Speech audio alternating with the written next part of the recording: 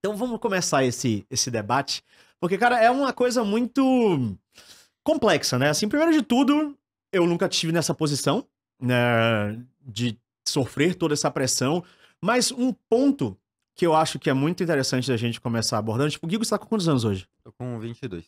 22. Você começou com quantos anos? No competitivo? Sim. 15 anos, quase 16. Quando você entrou no seu primeiro time profissional, assim? 15 anos, quase 15 e 16. 16.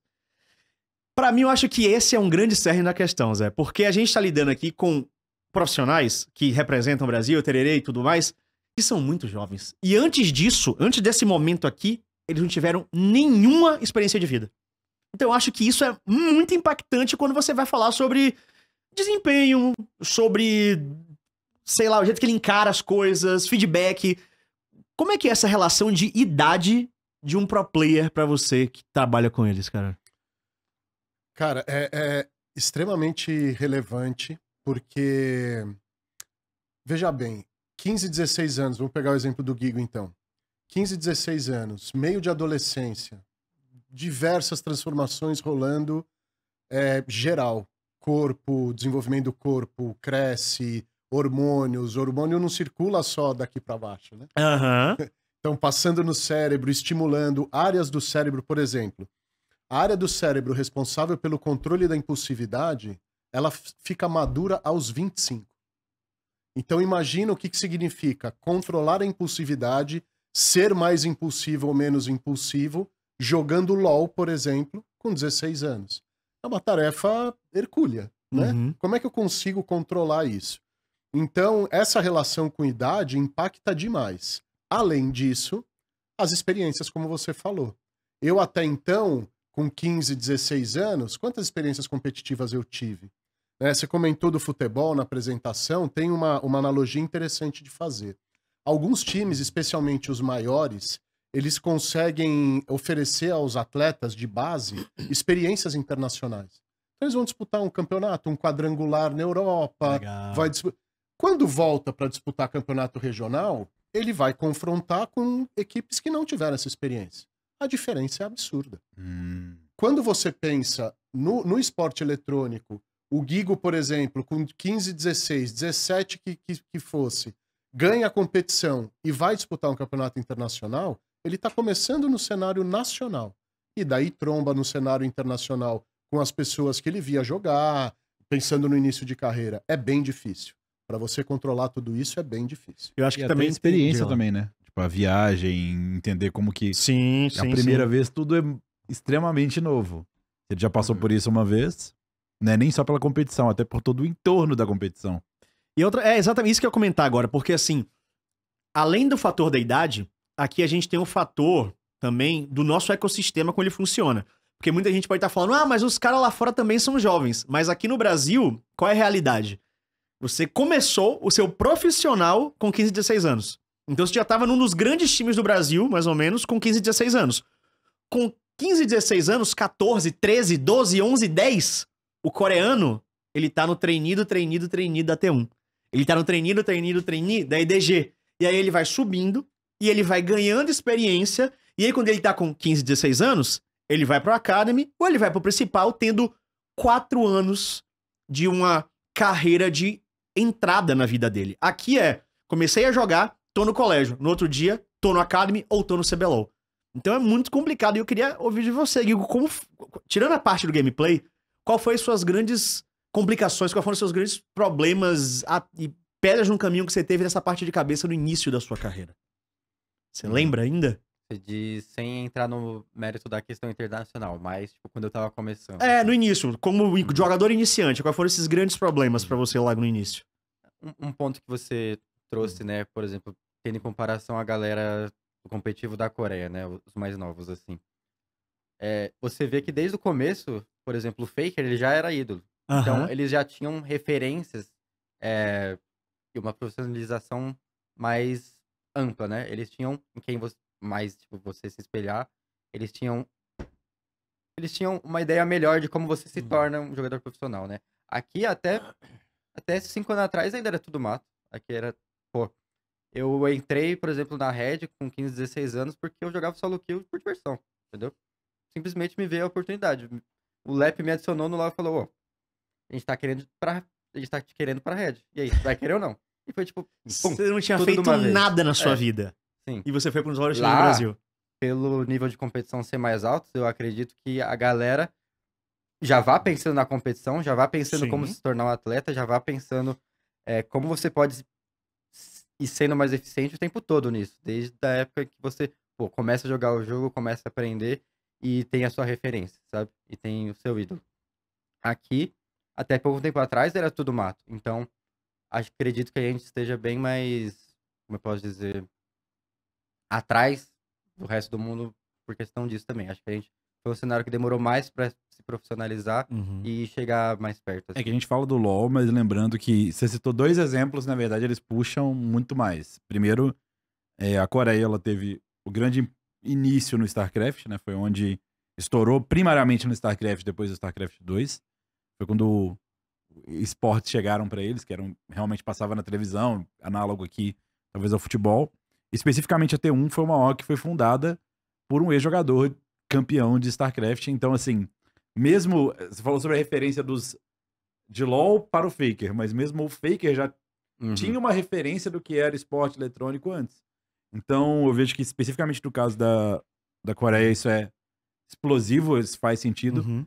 Mas a gente tem o outro caso muito fora da curva, que é da China, né? Sim. Que aí já é o outro lado da moeda, que apesar deles não terem necessariamente esse background em esporte, eles têm algo que vale bastante também, que é o número de pessoas. Sim. E a competitividade, amostra, né? a competitividade é gigantesca, é algo que fervilha muito. Mas no caso da Coreia, com certeza o background ajuda muito. Uhum. A ideia do processo de treinamento chinês em várias modalidades também. Sim. Eles têm já o que se aplica de fora, que eles só... Pode ser questionável Uhum. culturalmente, a gente, mas é algo... eu tenho uma experiência com tênis de mesa, eles são muito fortes com tênis de mesa. Sim. E o processo de treinamento é o que você falou. 8, 9 anos você já tá com carga horária, por isso que é questionável, né? Sim. Mas você já tá com uma carga horária altíssima de gerar aperfeiçoamento de movimento e tal. Vivência competitiva com 12, 13. Você pensar dos 8 aos 12, tem 4 anos Pois é. aos 12 anos. Né? E aqui é isso, né? O cara tava no colégio e daqui a pouco do nada ele, tipo, vira pro player. Ele não virou pro player no Juquinha Games. Vamos ver o que dá, né? Ele jogou na Red, tá ligado? Então, assim, o processo seletivo... Agora eu acho que a gente seletivo, o Lep mandou o processo seletivo foi o Lep, de nascer dessa porra aí. Tá ligado? Então, assim, agora a gente tá numa fase, 2023, 22, com muita boa vontade, de tipo, não, vamos fazer um processo, vamos entender como é que funciona, Uhum. vamos dar etapas, porque tudo na vida acho que a gente tem que ir etapa por etapa, sabe? Se a gente acelerar demais, a gente não tá pronto. Uhum. Né? Eu acho que esse papo da idade, por mais que seja tipo uma coisa, mas o mundo inteiro também é mais jovem, a gente tem que analisar também a nossa realidade, entender o porquê aqui a gente tem esses problemas, né? Que é uma coisa que eu falo também muito constantemente dessa questão do impacto de realidade, né? Porque eu até falei outro dia desse aqui, acho que foi com o TT, não lembro. Uma coisa assim que é um aspas forte que eu vou fazer sobre a sua classe, Guigo, que é o seguinte. Aqui no Brasil, eu vejo que a grande maioria dos jogadores de LoL, eles não são atletas. Eles são jogadores de LoL. Né? Porque ser atleta é você se sacrificar. Ser atleta é ruim pra saúde, entre muitas aspas, né? Você tá sempre vivendo no limite do seu corpo, da sua mente, da sua emoção, o tempo inteiro, acordando cedo, fazendo a rotina de alimentação, academia, e cuidando de você, cuidando da cabeça, guivando coisa. E aqui a gente quase não vê isso acontecendo, sabe? Aqui é muito rede social, se importar demais com algumas coisas que não deveria estar se importando, fazer algumas outras coisas. E aí, um dos aspectos que eu vejo que pode ser isso, eu queria ouvir dos dois, é justamente esse aspecto da transição abrupta. Em um momento você é um moleque que está no colégio, você está estudando geografia, matemática, normalmente, não é 100% das vezes, você é um nerdão, então você não faz parte do grupo dos populares e todo mundo em cima de você. Em 24 horas, um mês, sei lá, você vira uma estrela. Você sai do eu não tinha experiência de vida nenhuma, eu não tinha muito contato, eu não tenho experiência, para tem milhares de pessoas me assistindo, pessoas me amam, pessoas me odeiam, eu sou famoso, tem várias meninas que nunca me dariam um oi na vida agora querendo me dar o tempo inteiro. Estourei no mundão. E aí eu acho que essa transição abrupta, que é uma coisa que eu sinto que eu não tô dentro dos times, né? Não sei o quanto os times trabalham ou não esse choque de realidade, também é algo que a gente pode falar sobre como isso afeta o psicológico de jogadores, né? E jovens no esporte. É real essa minha visão? Não é? Qual é a realidade disso pra vocês? Eu acho que é bem real. Acho que é bem real. Acho que, por exemplo, se eu já acho que eu sou um moleque hoje de 22 anos, imagina com 15, 16, sabe? Se eu não sei nada da vida hoje, imagina 6 anos atrás, sabe? Então, realmente, a transição de eu, menininho da escola lá pra, pro player, rotina e treino diário. O quanto você não se força a mudar pra isso, sabe? O quanto você não tem que forçar seu cérebro a se transformar. Porque é muito difícil você, por exemplo, a maioria dos jogadores, a maioria da galera que começou junto comigo, eu vejo que não tem essa queda de chave, sabe? A ficha cair no começo. Porque é muita coisa que você tem que lidar, processar e se adaptar, sabe? Então, eu acho que também concordo com a questão da... Você falou do atleta. Acho, por exemplo, eu não me considero um atleta. Eu sei que eu tenho X, Y, Z, A, B, C coisas que eu posso fazer pra melhorar e pra ser mais profissional. Sabe? Mas assim, não é muito um tema atleta de alta performance, tá? Você é um atleta, querendo ou não. Não é o tema do episódio de hoje, mas eu nunca perguntei isso diretamente, mas se você sabe disso, por que é que você acha que você não faz? Cara, existem muitas questões envolvidas. Não, Zé tá Tem o jogador dele. Tá fazendo trabalho pra ele. Muito obrigado pelo trabalho dele. Existem muitas questões envolvidas, certo? Pra mim, quando você vai aprender alguma coisa e vai tentar inserir isso na sua vida, existem diversos fatores que levam isso a dar certo ou não, a você se motivar a isso ou não. Então, por exemplo, no meu caso aqui, eu sei que eu jogo pouca solo kill. Pra mim, eu como pessoa, não aprendo tanto jogando solo kill.